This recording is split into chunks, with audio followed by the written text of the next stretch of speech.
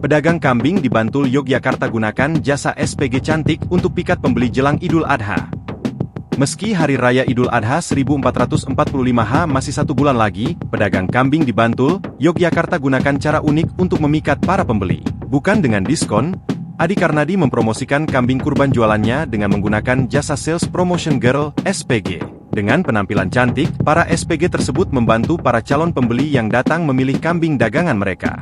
Penjualan kambing kurban dengan menggunakan SPG ini pun viral di media sosial, usai diunggah akun Mood Jakarta Selasa, 14 Mei 2024. Sekilas tak ada yang berbeda dengan penjualan kambing kurban untuk Idul Adha tersebut. Kambing-kambing yang hendak dijual ditempatkan dalam kandang lengkap bersama makanan dan minumannya. Namun walau Idul Adha masih cukup lama, tempat penjualan kambing kurban itu sudah mulai dipadati calon pembeli.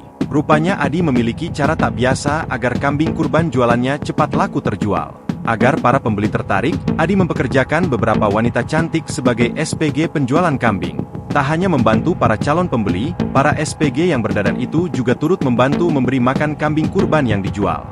Tak kalah dengan para SPG mobil mewah, para SPG kambing itu juga mengenakan pakaian seperti rok dan gaun lengkap dengan dandanan dan tatanan rambut yang mempercantik penampilan.